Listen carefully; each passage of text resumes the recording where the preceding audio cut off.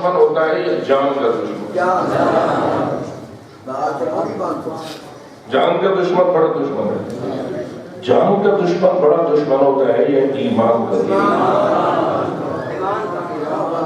حالت تمہاری یہ ہے فقط ووٹوں میں بھی اگر تھوڑی سی مخالفت ہو جاتی ہے تو اس دشمنی کو تو پالتے ہو اور غافل ہو جاتے ہو ایمان کے دشمنی سے. وَلَا تَكُونَنَّ مِنَ الْغَافِلِينَ.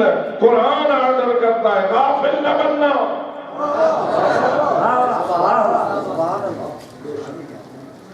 غافل وہی ہوتا ہے جو دوست اور دشمن کے درمیان پہچان. تو اس لیے ایمان کے دشمنوں کو پہچاننا ضروری ہے. ایمان نام ہے حب علی کا. ایسا ہے یا نہیں؟ پاک پیغمبر کا روشن ارشاد ہے یا علی حب ایمان. اے علی آپ کی محبت ایمان ہے. اب ایمان سے دشمنی رکھے گا شیطان یا نہیں؟ یعنی حب علی کا دشمن بنا ہوا ہے یا نہیں؟ اب وہ کیا یہ پسند کرتا ہے کہ تیرے اندر جو حب علی ہے وہ خالص رہے؟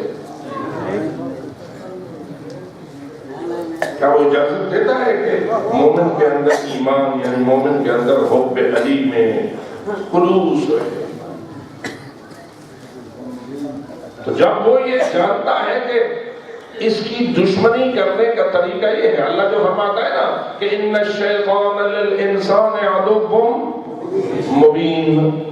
اب اس کو میں اس انداز میں ڈھال دوں گا کہ ان الشیطان للمؤمن عدو مبین. اصل وہ دشمن کس کا ہے؟ ہر انسان کا دشمن تو نہیں ہے نا. جو انسان مشرک ہو جائے، جو انسان کافر ہو جائے، جو انسان منافق ہو جائے، جس کے دل میں بغض علی ہو جائے، وہ تو ہو گیا نا عمدہ یار، بلکہ عمدہ یار غار.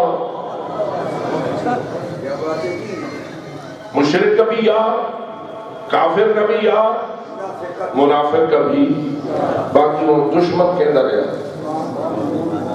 مومن کا. تو شیطان دشمن ہے مومن کا. اب وہ مومن کی دشمنی کیا کرے گا کہ اندر جنا مربع زمین دے وہ خاص کرے گا.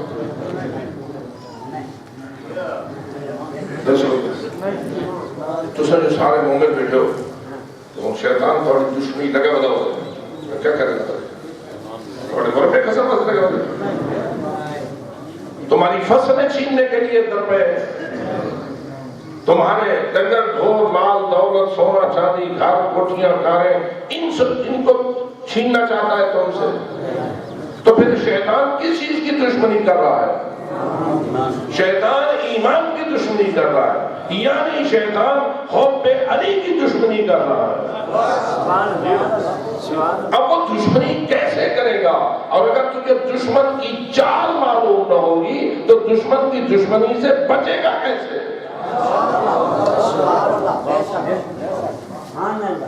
تو دشمن کی چال کیا ہے؟ وہ چاہتا ہے کہ تیرے اندر اب حب علی جو آ گئی ہے، پہلے تو آوے رہا کہ نہ آوے آتا انہوں کا بڑا بڑایا، حب علی جو نہ آتی تو پھر بغض علی ہوتا نا، پھر تو اس کا مسئلہ حل تھا. لیکن آپ نے اس کی مخالفت کی، اس کو دھکا مارا، اندے منہ دے اتے چاٹ بنے ہوئے تے آگے ہوئے علی آگے پاس محب علی بن گئے. لیکن اس نے آپ کے ساتھ پھر دشمنی چھوڑ دی یا بڑھا دی؟ اس نے دشمنی مزید، لیکن چال بدل دی. اور جو ہے پہلے اس کی کوشش ہوگی کہ یہ بغض علی والا بنے، حب علی والا نہ بنے. آپ نے اس کی مخالفت کی، اس کی چالوں کو رد کیا اور آپ بن گئے محب علی. سچے محب علی ہے یا نہیں؟ اپنی محبت علی کی حفاظت بھی کرنا چاہتے ہو یا نہ؟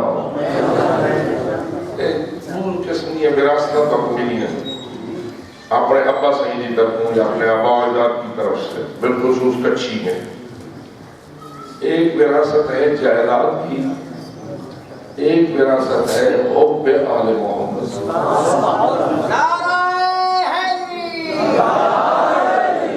بہت سارے آپ میں سے ایسے ہیں جو اس لیے محب علی ہیں کہ ہمارے آباء و اجداد محب علی تھے،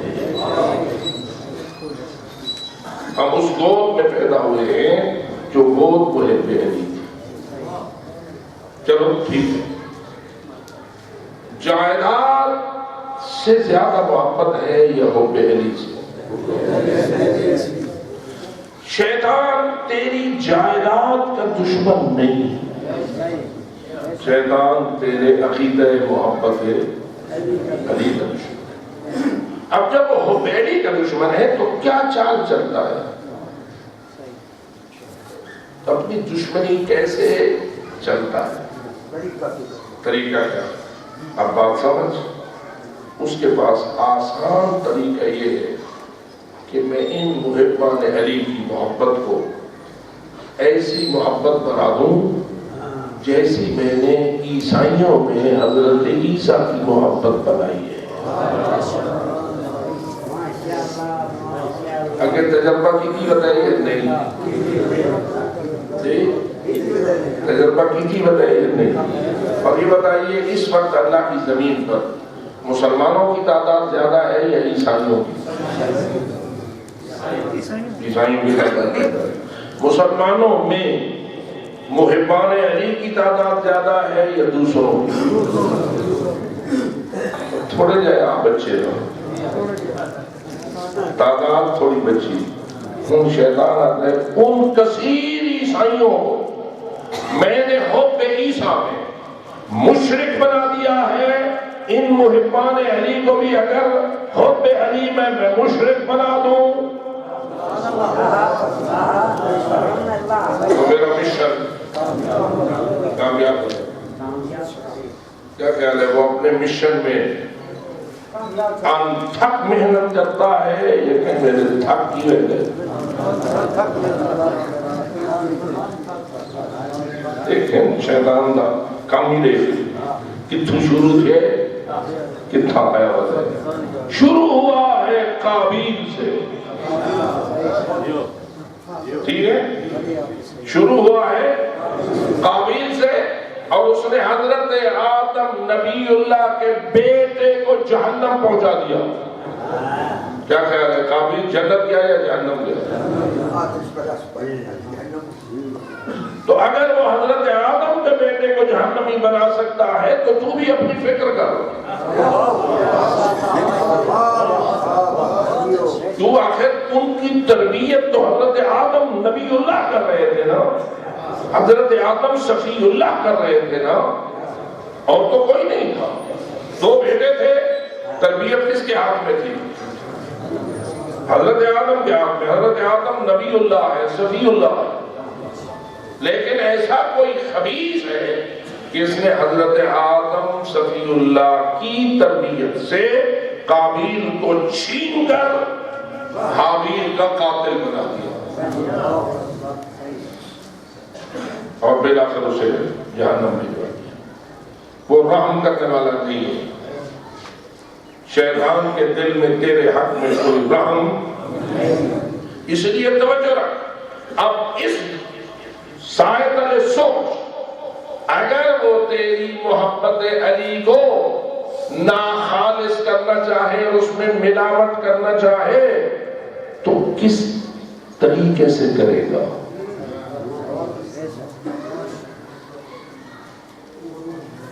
کیا مجلسوں کے ذریعہ کرے گا یا کسی اور طریقے کو مؤثر سمجھے گا؟ جب وہ دیکھتا ہے کہ یہ محبان علی سب سے زیادہ متاثر ہوتے ہیں مجلس سے، منبر پر جو شخص آتا ہے وہ انہیں جلدی کنورٹ کرتا ہے، یہ تحریر سے بھی اتنی جلدی کنورٹ نہیں ہوتے، یہ دیگر ذرائع سے بھی اتنے جلدی تبدیل نہیں ہوتے جتنا یہ مجلس کی تاثیر سے کنورٹ ہوتے ہیں۔ تو نتیجہ یہ نکلے گا کہ وہ اپنا ایجنٹ تیری مجلس میں مؤثر گفتگو لے کر چال بازی کے انداز سے وارد ہوگا اور ظاہر میں علی کی تعریف کرے گا، حقیقت میں تجھے مشرک بنائے گا۔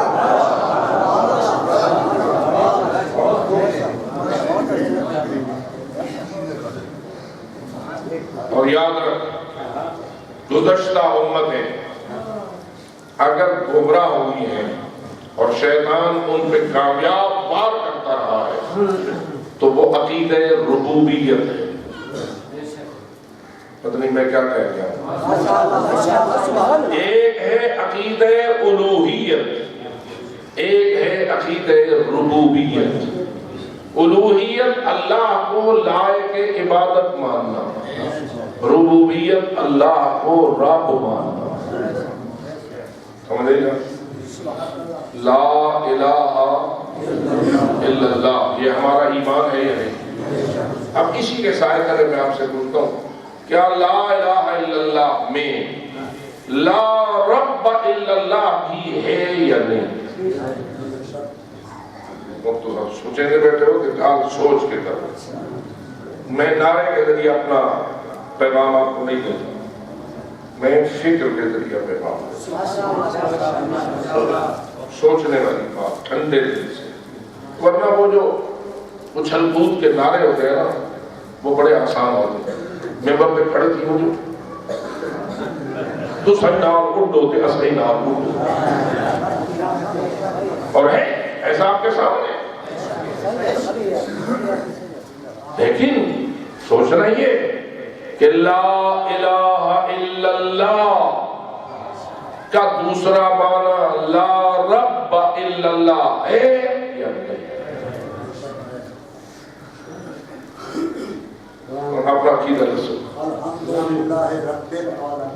اللہ کے علاوہ کوئی اور بھی اپنا رب مانتے ہو یا کیا یہ سوال قبر میں ہونے والا ہے یا نہیں؟ تلقین میں یہ سوال موجود ہے یا نہیں؟ اس کا جواب بھی موجود ہے یا نہیں؟ یہ موڈے حالا حالا کے اسمع افہم اسمع افہم اسمع افہم یا فلان ابن فلان یا فلان ابن بنت فلان، اے فلاں بیٹے فلانے کے یا اے فلانی بیٹی فلانے کی، ابھی تیرے پاس اللہ کے دو فرشتے آ رہے ہیں وَسَأَلَا، اور وہ تجھ سے سوال کریں گے کیا؟ مَن رَبُّک۔ اب جو عقیدہ تجھے اس تلقین میں سکھایا گیا ہے وہی حق ہے یا اس میں ملاوٹ ہے؟ شکر کرو شکر کرو شکر کرو کہ تم ان مرشدوں کو اپنا رہبر و پیشوا مانتے ہو جنہوں نے تجھے تلقین عقائد سکھائی ہے۔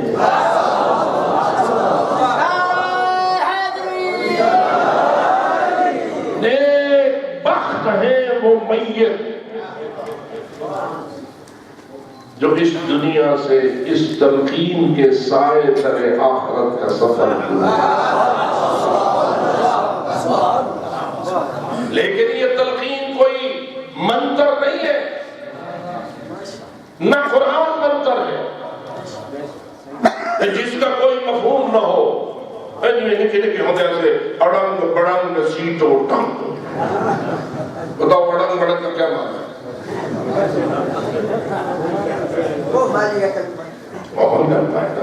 یعنی قرآن کوئی ایسا کلمہ نہیں ہے۔ آپ اگر بول ہوتے ہیں نا توڑے تے جادو تے وہ جڑے سکھی بدے ہوتے ہیں بھی بٹھوںا لڑ بجے تے اے پاڑھتے ہو تے سب لڑ بجے تے اے پاڑھتے ہو، اور انہوں کو جو سنوں نا وہ ذرا سنا ہوتا سکتا ہی پڑھ دے کیا ہو کہیں ملے کہیں پیر شیر کے جڑے ہونے گوپش ہو گئے انہوں کو وہ سنو نا پہلے تو سنے دے گی لکیں دے تے جے کئی شے سنا میں نہیں صحیح تو پلے کئی شے نہیں پہنچ، یعنی ان کے کلمات کا کوئی مفہوم نہیں ہوتا۔ مجھے بتائیے قرآن کا کوئی مفہوم ہے یا ایسے ہی ہے؟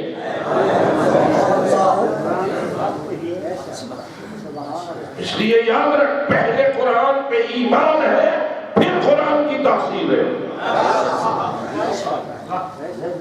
اسی طرح یہ تلقین عقائد، الفاظ ایسے نہیں ہیں کہ مفاہیم سے ہٹ کر ان کی کوئی تاثیر ہو، اصل مفہوم ہے۔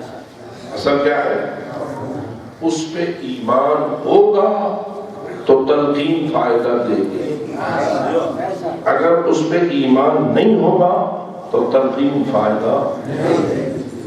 میں کبھی کبھی دیکھتا ہوں کہ مثلا باپ ائمہ اثنا عشر کو ماننے والا نہیں بنتا، بیٹا اثنا عشری ہو جاتا ہے۔ بیٹا اپنے باپ کو سمجھاتا رہتا ہے، محبت ہے، پیار ہے، کوشش کرتا ہے کہ وہ 12 اماموں کو امام مان لے، اور شیعہ اثنا عشری اور میرے پیو ماجی میں غنم میں تین بندے ہیں۔ بالآخر وہ ائمہ اثنا عشری کو 12 اماموں کو امام نہ مانتے ہوئے مر جاتا ہے۔ اب بیٹا چونکہ اثنا عشری ہے، باپ سے محبت ہے، وہ کہتا ہے چلو منے دا آئی تے بھاوے دائی منے دا، اصلا تو تلقین تا سنا چھوڑو،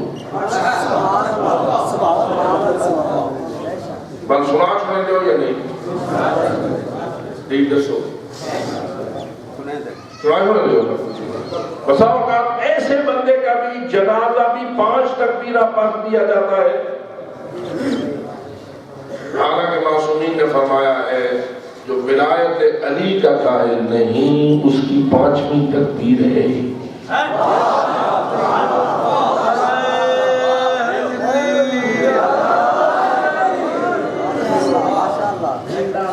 لیکن وہ محبت ہے، 5 تکبیر جنازہ بھی بیٹے نے پڑھا دیا، غسل و کفن بھی شیعہ والا کر دیا، تلقین بھی پڑھ دی اور دفن بھی۔ ان سے میں تھوڑے دن سیانی گال پوچھنا کہ مجھے بولو آسن منکر سے لکیل او بولو من امام مک پوچھ سے تیرا امام کون؟ اور دسو او جواب کیا ہے؟ سیانے گال کر رہے ہیں، تھوڑے گال کر رہے ہیں، جذبات کی بات نہیں، عقل مندی والی بات۔ ایک تلقین ہے، ایک اس کا عقیدہ ہے۔ روح کی پرواز کرنے سے پہلے جو اس کے قلب کا عقیدہ تھا وہ ایسے ہی اس کے اندر بیٹھا ہوا ہے جیسے ٹیپ ریکارڈر کے اندر تقریر۔ یہ ابھی کیمرہ لگا ہوا ہے، جو کچھ میں عرض کر رہا ہوں یہ اسے مکمل طور پر ریکارڈ کر رہا ہے۔ اب جب یہ تقریر ختم ہو جائے گی، میں بھی اگر اس کیمرے کے کہوں وہ بات نہ کر جو میں نے تقریر میں کی تھی، وہ اکال کر جن میں تک وہ ہونا تھا، بھلے کیمرہ میری تابعداری کرے سی نہیں، تو سمجھ لو جب تک تو زندہ ہے اور تیری روح تیرے بدن میں موجود ہے اس وقت تک تو تیرے اختیار میں ہے، جس چیز پہ ایمان لانا ہے لیا، جس کو ماننا ہے مان، جس کا انکار کرنا ہے کر۔ بس اگر وہ مرنے سے پہلے 12 اماموں کو گیا ہے مان، چند منٹ بھی پہلے مان گیا ہے، پرانا ایمان ختم، گیا ایماندار سے۔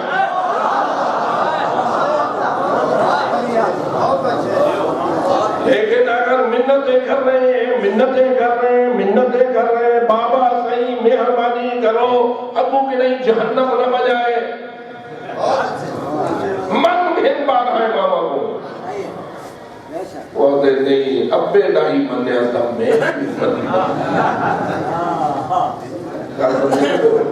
میں معاشرے کی بات کر رہا ہوں، جو ماحول آپ کے اندر ہے اس کو آپ مجھ سے بھی بہتر جانتے ہیں۔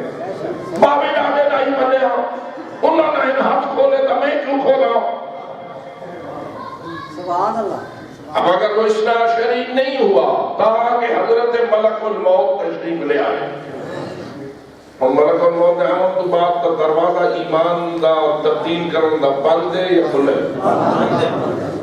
ان تک کچھ تبدیل کیونکہ آخری لمحہ وہی ہوتا ہے کہ جس میں ابھی تک ملک الموت نہیں آیا ہوتا، حالت احتضار کی طرف انسان نہیں گیا ہوتا، آستانِ موت میں داخل نہیں ہوا ہوتا، اس وقت تک تو تبدیلی کی گنجائش ہے، جسے کہتے ہیں توبہ کی گنجائش۔ لیکن اگر نہیں کی توبہ، نہیں بدلا ایمان، جس سے محبت تھی اسی سے رہی، اور 12 اماموں کی امامت پہ ایمان نہ آئے، یاد رکھو وہ بھی کہتے ہیں ہمیں 12 اماموں سے محبت ہے، اور یہاں آ کر فرق پڑتا ہے 12 اماموں کی محبت امام مانتے ہوئے اور ہے اور امام نہ مانتے ہوئے فرق ہو گیا نہیں؟ امام مانتے ہوئے محبت اور ہے، امام نہ مانتے ہوئے محبت اور ہے، کیونکہ اگر تو انہیں امام نہیں مانتا تو اس کا مطلب یہ ہوا کہ تو انہیں ایک اچھا انسان تو سمجھتا ہے، امام نہیں سمجھتا، ایک نیک بندہ تو سمجھتا ہے۔ ہاں مولا علی بندے چنگے ہیں، بڑے بہادر تھے، بڑے عالم تھے، بڑے شریف تھے، بڑے لائق تھے، اللہ کے رسول کی ان سے بڑی محبت تھی، لیکن کیا وہ ہمارے